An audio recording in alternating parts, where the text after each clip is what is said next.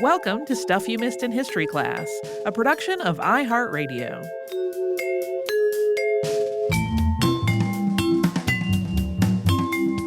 Happy Friday. I'm Tracy V. Wilson. And I'm Holly Fry. We talked about tetanus this week. Yeah, we did. So, very often, when we have had anything that's related to science or medicine, anything in that field, when I have been writing the episode, I have started out with an explainer on the illness or the scientific discovery and the sort of what's going on with that and how it works. And this time I said to myself, what if I did something a little different? And what if I tried to incorporate the understanding of how tetanus works as an illness, like with the historical timeline of its of discoveries about it? And boy, was that harder, so much harder. I contemplated just scrapping the entire outline and starting completely over. But I didn't. I stuck with it, even though it was somehow way, way harder to write it that way. Something we didn't mention is a piece of artwork. I don't know what image will wind up being used on our social media to go along with this episode, but there is a painting by surgeon and artist Dr. Charles Bell, which was created in 1809, and it's called Tetanus Following Gunshot Wounds. And it's a pretty visceral image showing this person who has tetanus in like a whole body spasm with their whole body sort of arced like a bow, which is one of the ways that the spasms of tetanus have been described historically. I didn't really have a great place to mention that in the body of the episode itself. Holly, you look like you're looking up what it looks like. Oh, I was trying to check and see if it's the painting I thought it was, and it was. Yeah. There was just part of my brain that was like, are you sure that's the same painting and not some other weird thing? And then while I was looking for it, there's another painting that looks like a portrait of Count Orlok from the recent Nosferatu, and I got a little sidetracked. Okay. He did other artwork, other portrayals of other diseases and conditions. And I got a little bit sidetracked thinking about that and then said, okay, you gotta focus on this episode that is more difficult than expected based on your own decisions to write it differently from usual. I also thought I might tell the story of the time I had to get a tetanus shot, not as a routine immunization. I have a similar story, but it wasn't me, but a sibling. So my story is I was living in Asheville, North Carolina on a ground floor apartment with no air conditioning. And so I was sleeping with the windows open, and this had worked fine until it didn't. And the way that it didn't is that a strange stray or someone's pet, I don't know, cat, jumped onto the outside ledge of the window while my cat, Villanelle, was sitting on the inside sill of the window. And Villanelle immediately started freaking out. And so my immediate urgency was to like separate my cat from the window and close the window so that she would not be like get into a fight with this other cat that I know nothing about. Right. And when I grabbed her, she just reflexively bit me in the web between my finger and my thumb. Oh. Yeah. This, this is the only time she ever bit anyone. Yeah, displaced aggression is not uncommon in cats that are freaked out about an outside cat. Yeah. She had never been in any way aggressive in any way, and I think that was just like, I surprised her by grabbing her while she was actively having a confrontation with this strange cat. Yeah. So This is, in the middle of the night. And so I go, I wash my hand and dress my hand as best I can. I go back to bed and I wake up and it's already swollen and I can see the beginning of like lines leading out of the wound. So I called in sick to work and I went to urgent care. And they said, "When was your last tetanus shot?" And I said, "I don't know." I think that's a common answer. Yeah, I do know now because I start the clock from the time I got bitten by the cat. So they gave me a tetanus shot. I also got a big old shot of antibiotics in my buttock. And then I also had to be on oral antibiotics, and I was fine. But that was the time that I had to get the tetanus shot because of my I had gotten all of the recommended vaccines from my childhood, and I know I had gotten, I remember being of an age to have gotten a booster, but I was like, I don't know when that was exactly. And I did not have vaccine records with me in that moment. We were not to the age of having the kind of electronic medical records that exist for a lot of this stuff now. Yeah. Here's how I learned what tetanus was. Okay. I think I've told you before that when I was young, we had a farm in the Pacific Northwest. Because my parents thought farms were idyllic and they grew up on farms and we should somehow have a farm. Yeah. I don't know. It was weird.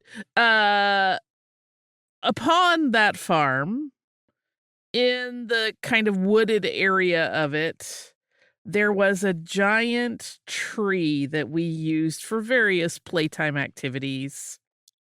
My siblings are all a good bit older than me, and they, not wanting to do kid things like climb trees, etc., devised this thing where they basically tied a rope to one of the higher branches, and then they would tie at the end of that rope that dangled a piece of wood to make a handle, and they would basically grip the piece of wood and then they would push each other and swing.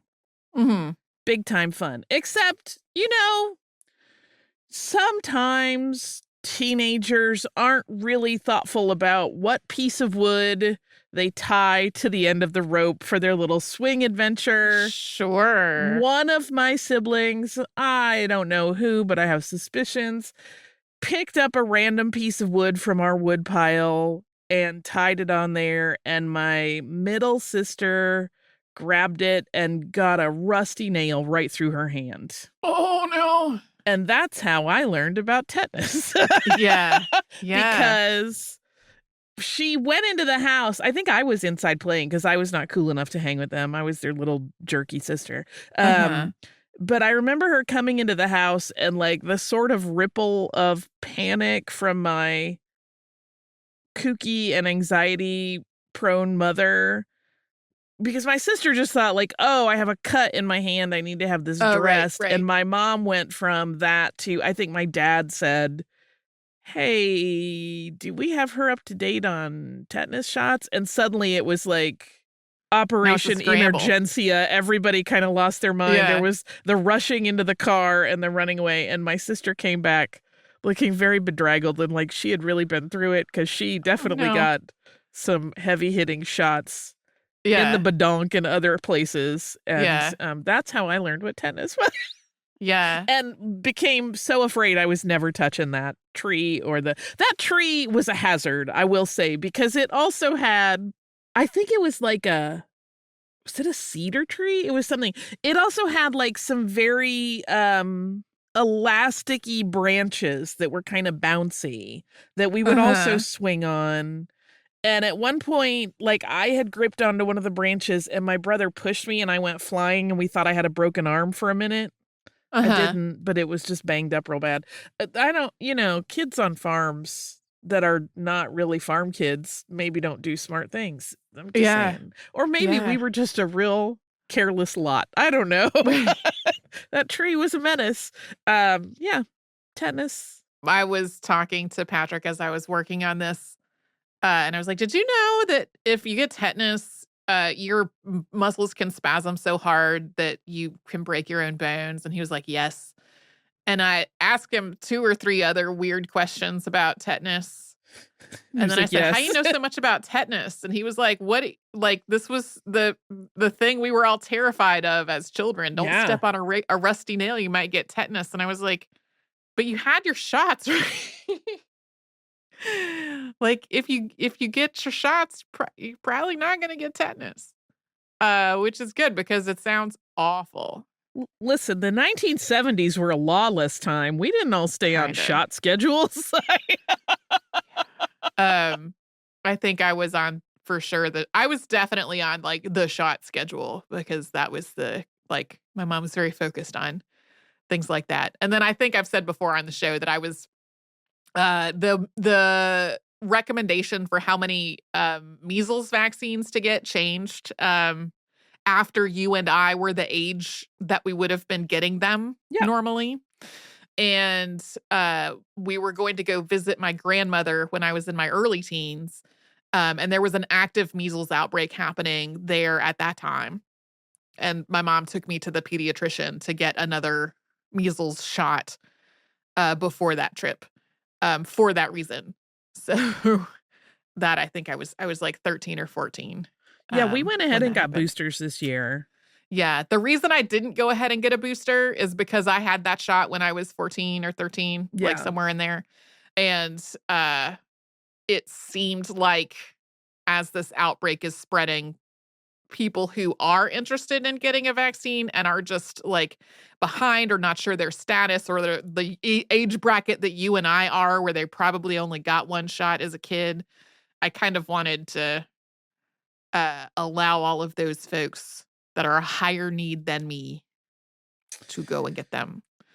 I know you can also get titers checked to see if you still have immunity to stuff.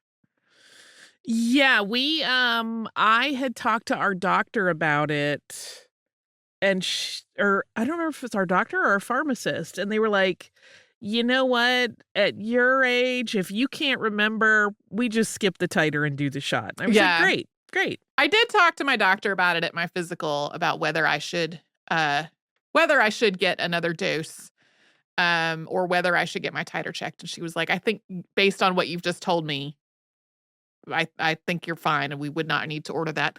I did also confirm that even though I do not believe I ever had chickenpox, I should get a shingles vaccine in a couple weeks here after I turn 50. And I should also get the pneumococcal pneumonia vaccine again in a couple of weeks here after I turn 50. Yeah. I'm gonna take a little trip for myself. And then when I come home from my trip, on my list of things to do is going to be going to get my vaccines. So fun. They prevent you from getting serious and potentially deadly illnesses. They do not cause autism. That is established at this point. Even if they did cause autism, the idea that your child dying is preferable to your child being autistic is very troubling and offensive. And frankly, a lot of the things that RFK Jr. has been saying are also offensive. Oh my Lord. I have been out of the country. Yeah. For a while, a little less than a couple weeks. And I was out of the country and busy enough that I wasn't looking at news or social media much. And neither were most of the people I was with. And we were at like I don't know if we were at dinner or at like a little, cocktail gathering or whatever. And one of my friends opened up social media and then went, oh no, and shut it immediately and was like, let's just stay in our weird vacation bubble because nobody needs to hear what's going on and what's coming out of that person's mouth. Not for the next few minutes, at least. Yeah. I was very like the most recent, in my opinion, most offensive and disgusting thing was after this article or this episode was like already completely written.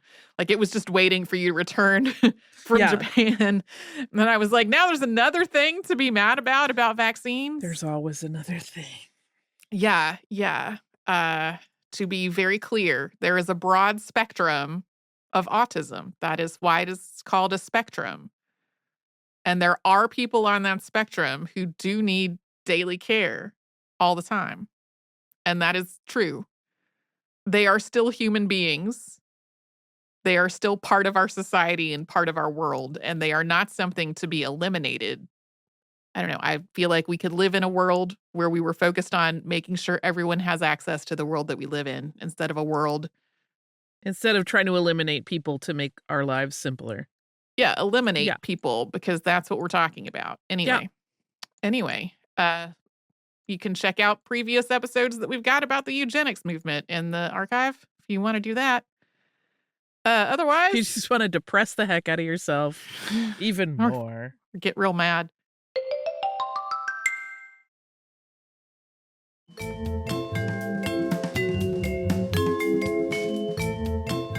We talked about Sidi Mubarak Bombay this week. My sad brain just wants to do calling Dr. Bombay, come in right away. This is funny. For all of my Bewitched fans in the crowd. Yeah.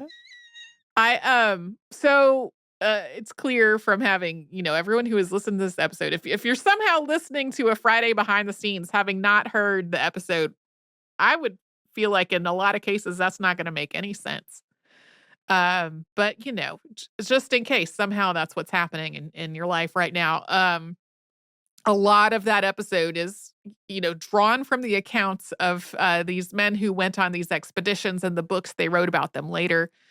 And there are so many of them, and I kept getting confused about them. And I wound up temporarily at the top of the outline, just having this list of names and links so that I would not confuse who had written which book about which of these things. Because everyone that we talked about wrote at least one book about it. And even with that, occasionally, like there was a time that Holly caught in as we were recording this where I had just put the wrong name of one of these guys. Hopefully that was the only time. In fairness, it had referred to that guy just a sentence earlier. So it was just a finger repeat in typing, not a big. Hopefully we didn't mess it up any other times. I will reiterate, all of these books are online in multiple places. They're all in the public domain. There's a lot of racism in there. I did not include any of the most racist things. There are parts of what we did read that kind of have some of the threads of some of the stereotypes that people in like the UK had about people from Africa, about their being like simple and happy. And there is some of that, but I do think that he as a person, like he is widely described as being like a very happy and upbeat and a very kind person. That sort of resonates through all of people's writing about him. But yeah, I did not put in big long quotes filled with the N-word, which there are many of in these books. I have some theories. Okay. You kind of touched on it in the ways that people wrote about him and different perceptions of him.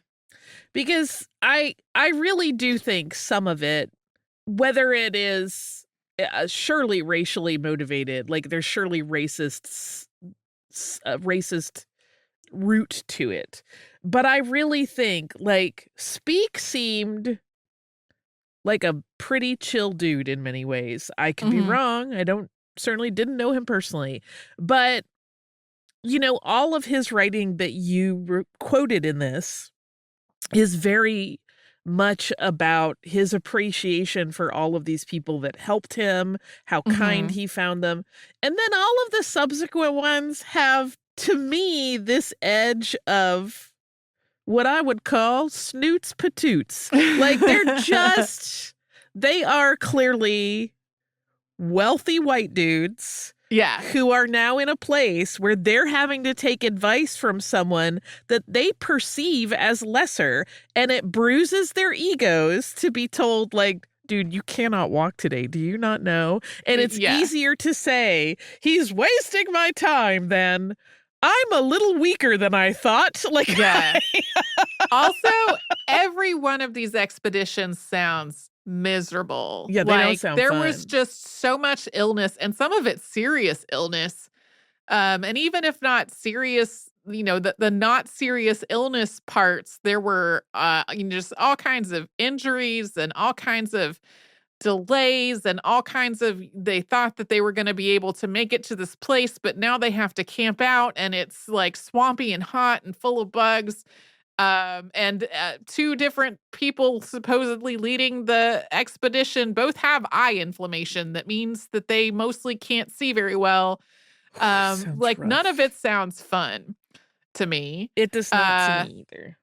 And so sometimes when I'm reading these accounts and I'm reading the times that they sound kind of judgy about what Bombay was doing or decisions he was making, I'm just like, was this really a bad decision, or are you just mad and uncomfortable? Right. And I mean, we have all reached that point, like whether it's when you're traveling or you're just in the middle of like a really busy season or whatever, where like the stresses on your body make you less magnanimous and more prone to be fussy and crabby. Yeah, sure. So that's a natural part of it. But then like when you get home and you're writing about it, theoretically, you are not feeling those same stresses, and maybe you don't have to be a jerk.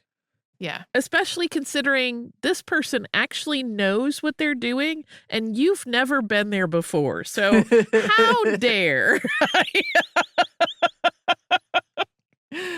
Yeah.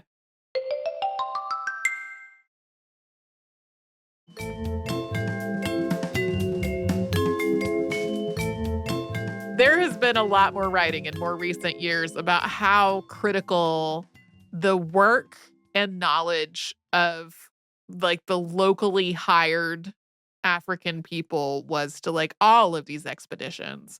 And then also the people that had either returned to Africa from India or had been in some cases hired in India specifically to come on an expedition to Africa. And how you would have like in most of these expeditions, there would be a very small group of white officers from somewhere in the UK that had usually been in the military service, like some number between maybe 6 and 10 of them. Mm-hmm. And then the entire rest of the company were either people hired locally from any of like the African tribes and kingdoms there, or hired in India. Those were the people that were doing, they were carrying all the stuff. They were making all of the negotiations for the most part between with the kingdoms and in the empires that they were passing through. If Stanley or Livingstone or whoever had just gone down there by themselves without any help, they would have died right away. 100%. They would have gotten 4 miles and collapsed. Yeah. So there's been a lot more, not even just recently, like not just within the last 20 years, but within the last like 50 years, a lot more writing about how much all of these, so-called European exploration expeditions was like, they were all like really grounded in the labor and the knowledge of the African people whose continent they were, quote, exploring. Yeah. It's more like they were being guided around. Yes. Yes. And probably those poor people that were doing all that work were like, this big, dumb, fussy baby is here again. Gotta take them to try to find the source of the Nile. We could have told them, but they want to learn the hard way. So here you go, brother. Get in the boat. I will say, back when we recorded that episode about Hatshepsut and the voyage to Punt, mm-hmm. That was a Saturday classic, I stressed a lot more about whether we were covering enough history from parts of the world other than North America and Europe. I still try to select a diverse range of topics to talk about. But no matter which things we're focusing on in terms of diverse, there's always stuff that's just not ever in, like, there will never be enough of that particular thing. Right. So it's like still my goal to include things from all over the world. But sometimes if some months pass without something else from a different part of the world, like, that is no longer a thing causing me to lose sleep at night in the way that it was earlier. Sometimes anxiety drives the bus. Yeah. There's also just the realities. We've talked before about how if we are talking about something that is related to North America or Europe, the starting question is not, do I have the cultural context to talk about this adequately? And sometimes when we are talking about things from Africa or Asia, South America, like places that we aren't as steeped in, sometimes I look at something and I go, no, I don't have the cultural competence to do this justice at all. And recognizing my own limitations there has been like part of the learning curve of more than a decade on this podcast. Well over a decade at this point. So yeah, anyway, I try to talk about lots of different things on the show, but now I'm better at recognizing my own limitations in doing that. Hey, I know we're all living in times that are full of a lot of chaos and uncertainty, and for a lot of us, frustrations and upset. So whatever's happening, whatever's progressing in your life, I hope you're able to find a moment where you're able to find a little peace, a little moment of joy. All of those things we need them to, continue to do the things that we're all trying to do in our lives. We will be back with a Saturday Classic tomorrow and something brand new on Monday.